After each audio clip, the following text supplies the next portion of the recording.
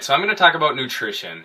Nutrition's always been a big part of just my growth as a person, just who I've been creating, and I've always held it to high esteem, like higher esteem than really anybody that I knew or was surrounded with. I kind of talk about in my other videos about how I was eating just terribly. I had to make my own meals, otherwise I wouldn't consume them.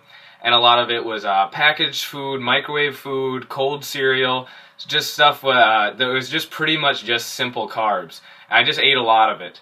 And so around the time I got my body fat percentage tested when I was 15, I learned about the impact that nutrition has on your progress. And so I looked up everything I could. I just kind of absorbed it. I was like a sponge, and there's so many competing ideas of nutrition online.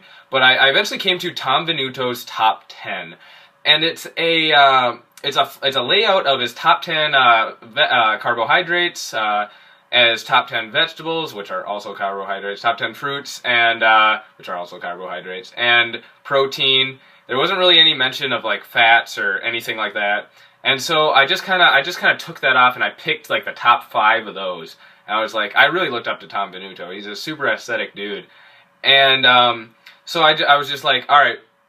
I can work with this. I can just cook these 5 things. I only chose things that I liked. I made that a rule to myself. Like I would eat healthy, but I would only eat things that I liked or didn't hate. And so this went on for a while. I was eating boiled chicken, processed lunch meat, old-fashioned oatmeal every single morning. I still eat it every single morning because I love it. I've gotten a lot better at cooking things just because I've been cooking them myself. And egg whites, ate a lot of egg whites, tuna. I used to just eat tuna out of the can, and I felt super badass about it. But I got really sick one day, and now I don't eat tuna anymore. But so that went on for a while. I went to dorm life, and I had to edit it a little bit just because of the foods offered. And usually the only lean meats on there would be processed lunch meat, and you get really sick of just eating their stale turkey for a while. And so after my freshman year, I moved back home out of the dorm life, and I was able to cook chicken. I was able to make it real good tasting, and I started experimenting with brown rice a little bit. And I was making these clean foods, and I loved eating them. I was like, oh, why change? Why even mess around with the ulterior? And over the past summer, I started to do some research, and I learned a lot about foods, about just the makeup of foods. And I read a really good article that talked about how it's kind of like a pyramid where at the bottom is calories, and it's just overall calories. And if you're below your total number of calories burned, your body's going to look elsewhere for energy, and it's going to take that from fat and muscle as your stores, and use that to make up for the energy that you're expending. And then above that is the carbohydrates, fats, and protein level, and just the ratio that you take them in. And then a layer above that is the types of carbs, the types of protein, the availabilities of the proteins, the types of fats. And then above that is like the antioxidants and the makeups. And then even above that, there's like a layer above that. But it's like I only really concern myself with the bottom 2 and a little bit of the third. Just to help with meal timing and energy. But realistically, as long as your macronutrient ratios are correct on that second to the bottom level of the pyramid, you can get shredded eating pretty much whatever you want. You can't eat as much of it as you want, but you can fit it into your macronutrients. Some things are really hard to fit, like hamburgers and pizza, just because their fat content is so high. But almost anything, like you can look up your meals at like fast foods, and every fast food will have some sort of option that can fit within 40, 50 calories of your macronutrient needs.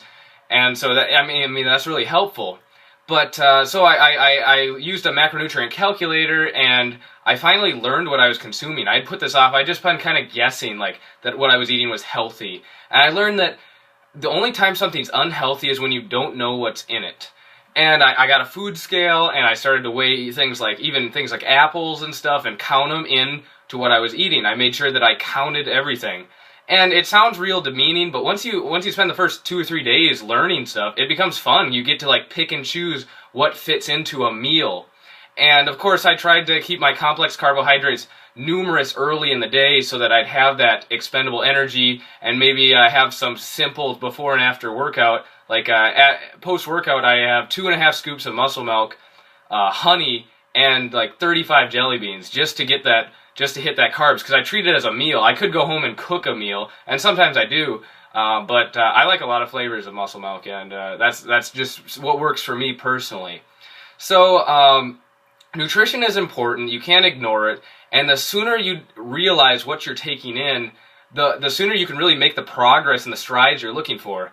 We don't live in the society where you go and hunt your meat, you go pick your meat, or you buy it at a market or whatever, and you kind of know, like, all right, well, I can eat whatever I want, and I'm not going to get fat, just because you have to like walk everywhere and you have to work for your living. Whereas now we're in such like a sedated society where in order to be shredded and live a relatively normal life and an abundant life, it really helps to know what you're consuming, just so that you have that edge on it. So all right, I know as a matter of fact, from what I ate today, I'm gonna be shredded tomorrow. Well, or like take that stride to be shredded. It's a slow step, and I firmly believe that the best way to lose body fat is as slow as possible.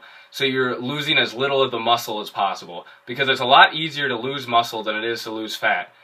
And so yeah, that's my stance on